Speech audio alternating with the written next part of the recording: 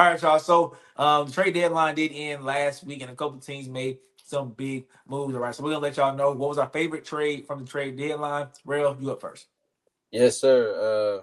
Moving on. Of course, I want to be biased, and I want to say Jared McClain trade to the Thunder, which was a huge trade. Honestly, just a gigantic trade. The Thunder traded their 4 first-round picks this year to go get Jared McClain, an elite sharpshooter who would have been Rookie of the Year. But I think I gotta give it to the Utah Jazz.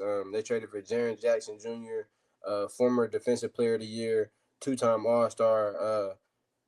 Shout out Jaren Jackson, man. I feel like pairing him with Laurie Markkinen, that's gonna be a great fit. And we all been seeing what Keontae George been doing. So I think this isn't a move for this year. The Jazz traded away 3 future first round picks. I think this is a move for the next 5 years, the next 10 years. You built your base. You got Laurie Markkinen, you got JJJ, you got Keontae George, you still got Ace Bailey, who's a young up and comer. You got Cody Williams, who you just drafted last year, and you got Isaiah Kyle. Collier. You got who? Isaiah Collier. Oh, Isaiah Collier, who is a really good point guard, who just set the regular season single record for assist. Still got Kyle Flipowski, so you got a lot of young talent.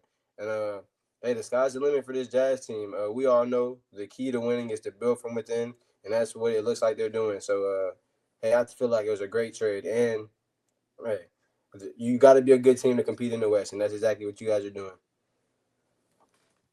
All right, Jared, who's your favorite trade in the trade deadline? Rell wasn't biased.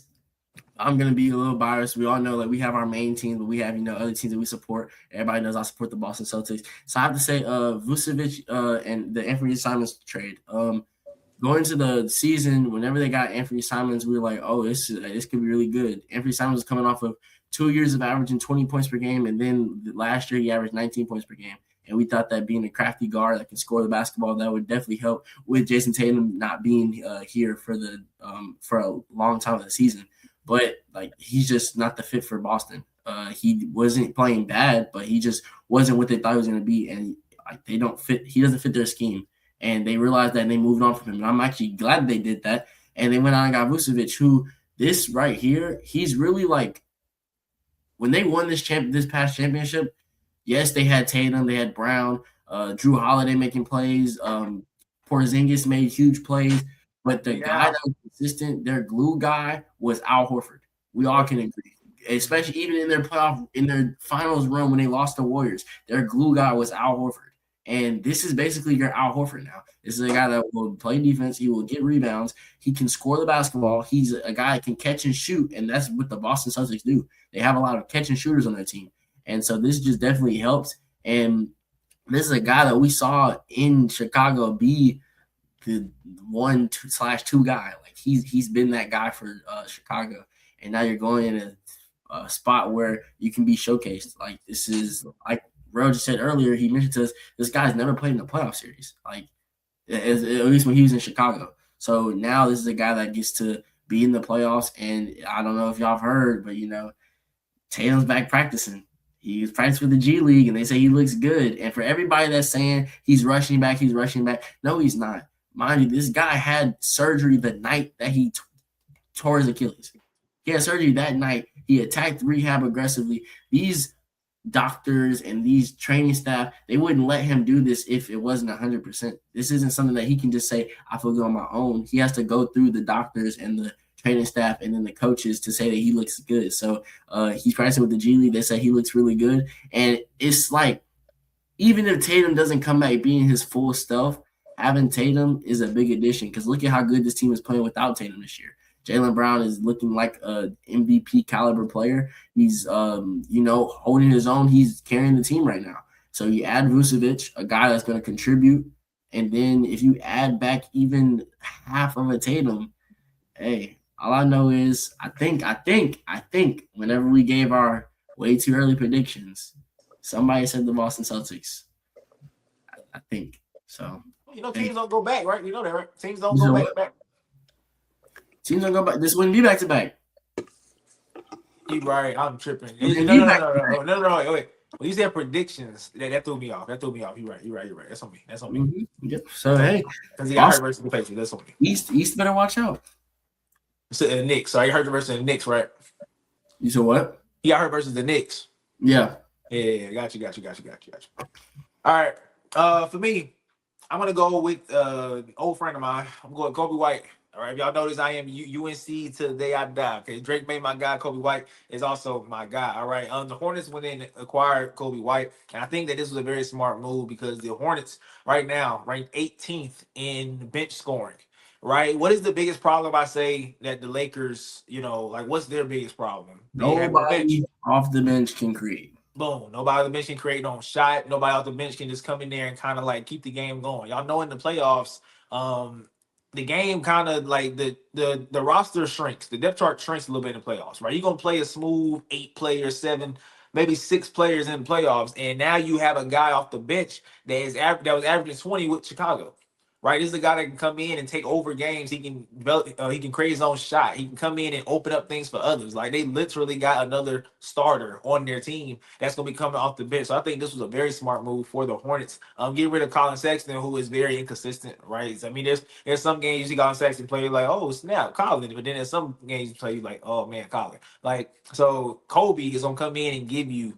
He might not average 20 off the bench. So that's a little crazy, but he can get you a smooth 16 a game off the bench, and that's gonna help to me with this team, especially in the playoffs when you need depth, right? You need guys on the bench that can come in. What if LaMelo get in foul trouble, right? What if somebody get in foul trouble? Well, guess what? We still got Kobe White on the bench, right? So I think that was a pretty good move. And mind you, this team, since the year started in 2026, this Hornets team is 15-7.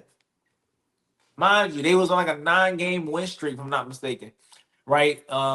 Over the past couple of games. So this team is already doing well. And then you go and get a Kobe White to join this team, who we'll see after the All-Star break. I think that this is a really good move for a Hornets team that low-key looking nice, y'all. I thought it was too good to be true, but they kept winning games and winning games and winning games. And this is a solid squad, man. That thing gonna be one of them scary teams in the playoffs. One of them scary teams, all right. But now let's finish the episode off with Jerrick's guy, James Harden.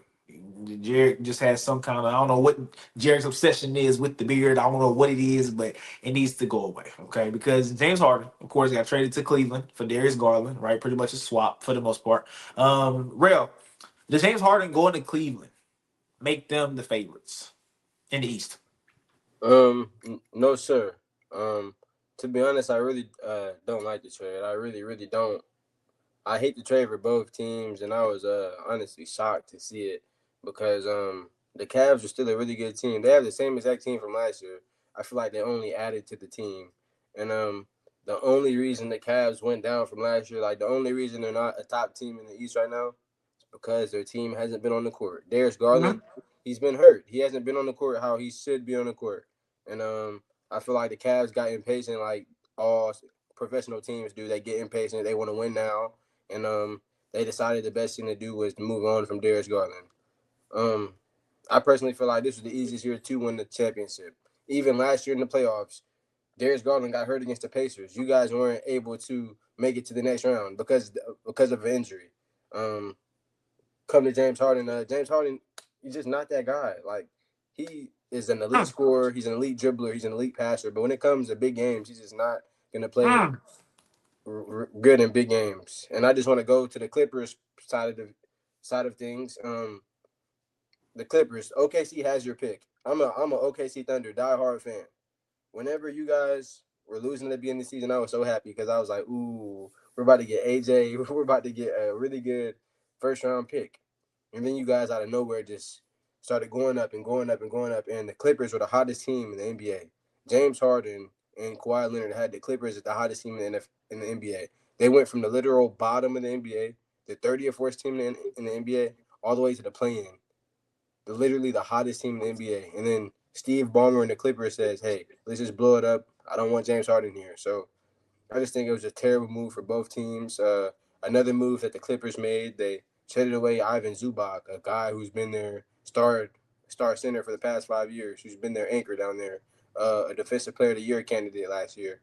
So I think the Cleveland Cavaliers are going to go down after this trade, and I think the Clippers are going to go down after this trade. Just two poverty franchises making terrible moves. All right, Jared. Talk to me. This is your guy. This is your guy. Is he making the favorites? I already No, he doesn't. Okay, because already the Detroit Pistons are the clear favorites in the East right now. They look really, really good. Cade Cunningham's playing out of his mind. Jalen Durant is really, really good. Their role players are playing really, really good. They're great defensively. Like, they are the clear cut favorites. Mm-hmm. But like this, okay, I'm not mad at the trade from Cleveland's standpoint because you moved off of Garland. We all talk about how you need to be available. He hasn't been available in the playoffs, and then even in the playoffs, he doesn't give them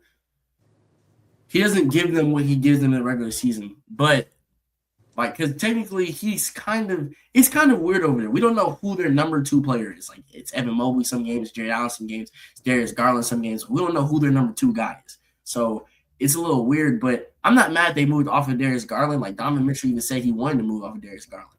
But I don't think James Harden's the guy you go for because of what you're looking for right now. When you look at what James Harden's done this season alone, okay, yes, he's averaging 25 and 9. Like, that's really, really great.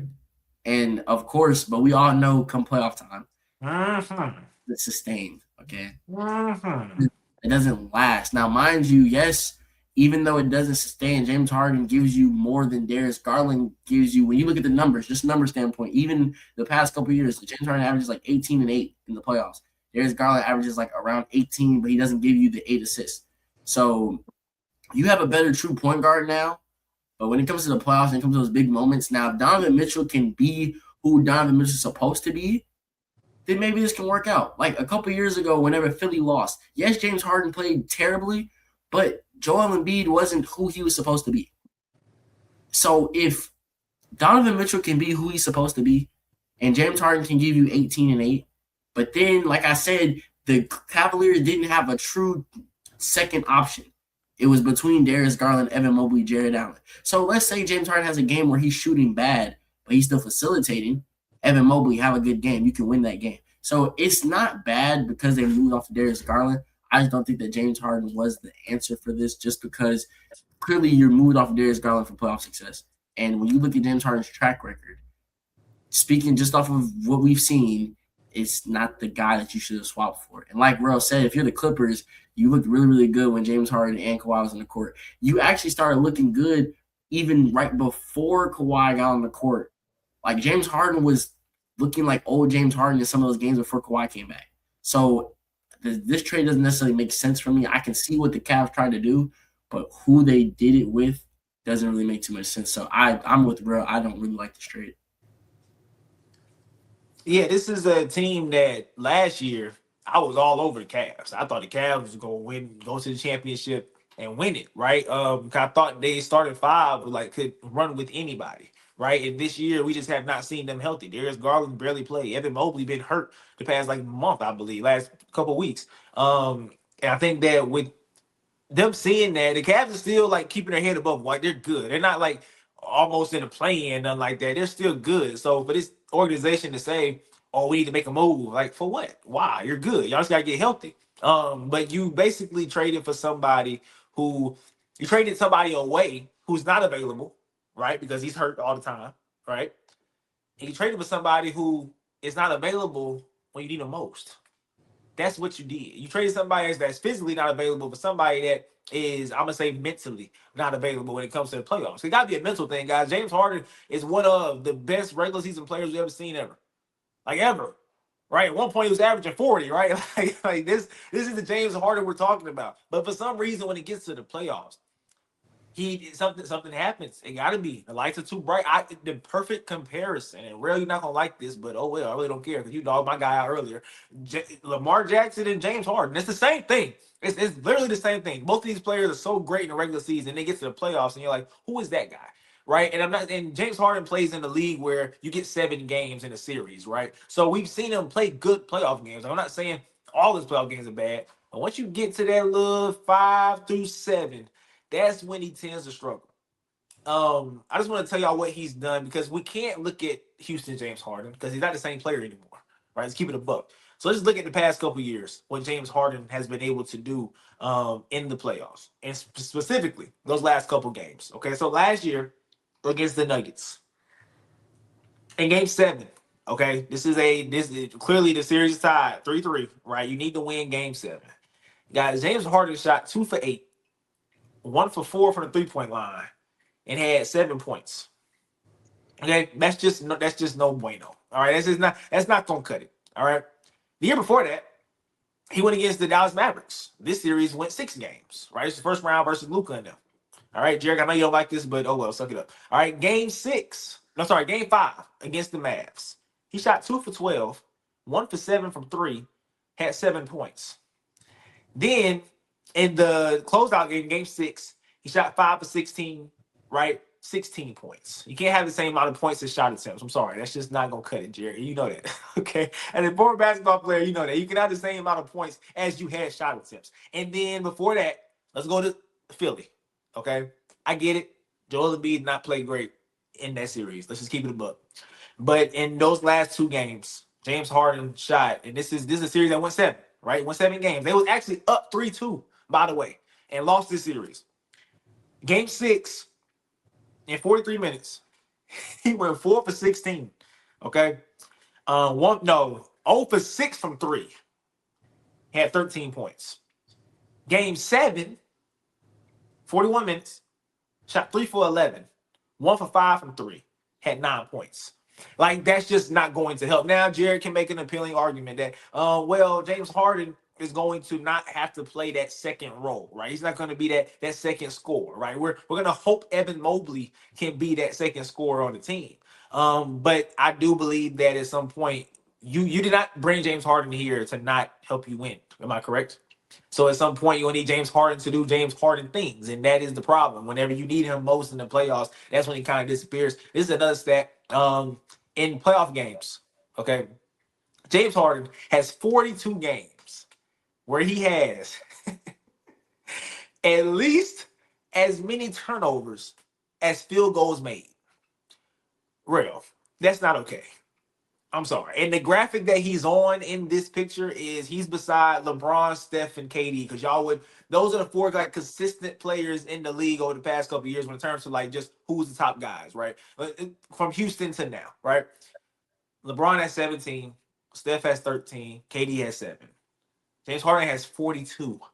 Once again, games where he had at least as many turnovers as field goals made. I can go on and on. I feel like Jared wants me to stop right now. I don't know why you're so offended. He's not a Rocket no more. Why do you care?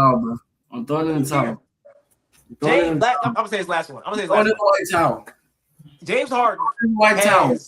Stop. Real. Peep this. Okay, you threw in the towel, but it's too late. James Harden has 55 games in the playoffs where he made under 5 shots. This is James Harden we're talking about. Like, you know what I'm saying? So, I mean, hey, this is what y'all trading for. And when it happens again, because, Rell, you said this a couple weeks ago. You said one of your favorite sayings that I got from somebody is the stripes on the zebra don't change, right? Sam Darnold kind of, poo-pooed that a little bit. But in this case, I've watched 3 teams say, we're in win-now mode. Let's go get James Harden. And it has not worked for either one of them. Philly, well, I'm going to start with the Nets, but of course he got hurt, right? So you can't really blame that on him. Philly did not work out. The Clippers did not work out. And now, Cleveland. I think you made a move that, to me, puts you further away from the championship than closer to the championship. And that, to me, is a problem. Jerry's okay. He's not a Rocket no more. Why do you care so much? You shouldn't care this much no more. He's not a Rocket. Who cares? He left y'all. He left you high and dry, and you okay with it. And you still want to defend that man. That man brought me some of the best years of my life. that man gave us everything he had. He gave us everything he had. It got to be a mental thing, though, for sure. Because, like, you said it was a mental thing. Then whenever you read the numbers, if you go back and read those numbers again, he just wasn't shooting the ball. Like, if you read the numbers, that too, like, there was low shot attempts. Yeah, like, he wasn't. So it's 100% mental. He just checked out, obviously. Big game. He just not him. Hey, it's okay, man. Everybody can't be great when the lights are bright. It's okay. It's all good. He's still an all-time, like, if we say ringless players, all-time list, he's top 5. Yeah, he might be the best, for sure. Best. Top 3. He could top 3. Yeah, him and Iverson fighting for number 1. I think him AI, and some will say Charles Barkley for the old heads, but him and AI for sure. Yeah, him and Iverson. I'll put him over AI I can respect that. I can respect it. His run was longer. Facts. I'm not mad at that. But hey, you want to get in the winning business? Go trade for James Harden. Donkey The of only, the year is the Cavaliers. the Donkey of the only year is that.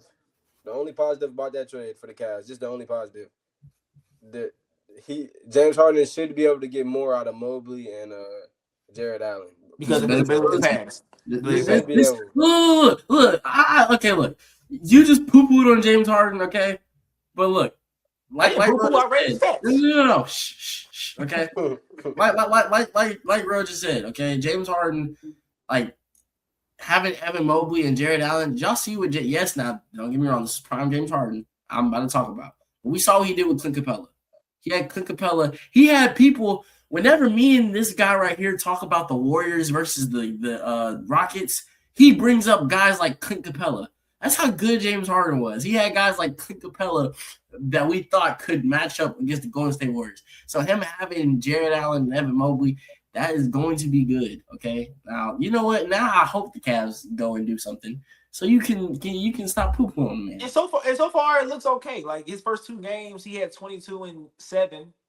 Right, and had 10 rebounds, so he almost had a triple double. And then the next game against the Wizards, he had 13 points and 11 assists. So I mean, it's not bad, but it's the regular season. I don't care about the regular season. I can care less. And if I'm the Clippers, low key, I'm trying to, if I can, I don't know how to cap work and all that, but if I can get rid of Kawhi, I'm doing it right now. Why not? I can start over with Darius and Benedict, right? Why not just start blow it up completely? Get Kawhi out of there. Let's get younger. Let's try to just compete with young, but there's no point in keeping Kawhi. Quick question, just for fun. Do you send Kawhi to somewhere where he can win now, and where do you send him? Oh, I'm not doing you any favors. You didn't do me any favors. Why am I doing you any favors? He's gonna be healthy. I mean, we saw it in the playoffs last year. Like he did everything he could. You sold me wolf tickets. You came to LA and you had a commercial where you was driving in a car and you had I think he had like a goat thing on his on the rearview mirror. He had like a goat thing dangling down from the rearview mirror. So you had this thing. You about to come to LA and take over LA, and you about to be that guy and all that. No. You didn't do that for us. I don't think they got past the second round with Kawhi. So they're gonna send him somewhere to die. I don't care. I'm sending him the best offer is what I'm sending. Rell, what you think? Best offer. Facts. Best offer. Facts.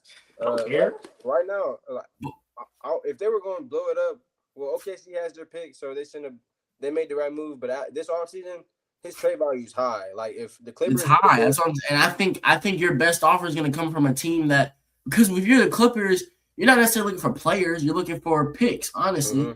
So the best offer is going to come from a team that's trying to win now, because they're just going to be throwing away their picks because they're not going to care about them. And the way the NBA works, it's funny because they can give you a pick that's not even their own pick, so it can still be a top 10 pick potentially. So I think that the best offer will be from a championship team. I think that's who will come and try to get them. The contender, yeah, for sure. Like I think so. For example, if let's just say Detroit gets to the second round and lose, would you be opposed to Detroit trying to send a little package for Kawhi? Because they're there, they just can't get there, if that makes sense. Like Cleveland, if Cleveland would have kept Darius, and then not won it this year again, or not got past second round, and they traded for Kawhi, I don't even mad at that. Why not? Like these teams that are young and are trying to win now, that can't get over the hump or can't get there, go ahead Kawhi. But I don't think Detroit necessarily would need a Kawhi. You wouldn't do that? If they lose second round, you wouldn't do that? No. What you have in Detroit is almost like you're building differently what OKC has. Like you have your guy. Cade can become an MVP player. You have your Durant, who's better than a Chet. Yeah. Like fuck no. My bad. Jalen Durant's not better than Chet Holmgren. Boy, fuck no. I would. Boy, Mike Tyson. Bro, stop it. Man, Mike Tyson, punch me in my shit if I'm on. Make Mike Tyson come right here and punch me in my shit if I'm on. Bro, stop it. But the only thing Jalen Duran is better, like, is just being big, just being a force down there. That's the only thing. That's it. Everything else Chet's better. Everything else. Come on, dog. I say it's about equal. You think what? I say it's about equal. How? I wouldn't say one's better than the other. I would say it's about in the same boat. This guy finna win Defensive Player of the Year. Who? Chet Holmgren. For what? Nah. For what? He's the He's best not player. winning. Hey, what you say? It's live out the mud. Come on, dog. Come on, dog. Hey, man, straight to the point. Straight to the point podcast. It's straight to the point podcast, man. We'll get y'all next time. No, but for real, Jalen Durant averaging 18 and 10. Chet averaging 18 and 9. So, I mean, it's literally the same thing, in my opinion. Just one bigger than the other. That's it. And That's how I see it. And one is the best defensive player on the best defense. And another thing is Jalen Duran's their number 2. I mean, you could say Chet Holmgren been on number 2, but like, I mean, he's not your number 2. He's your number 3. He has the privilege of being on number. You could say he's a number 2 this year though, because Jalen Williams been hurt. Because he hasn't played.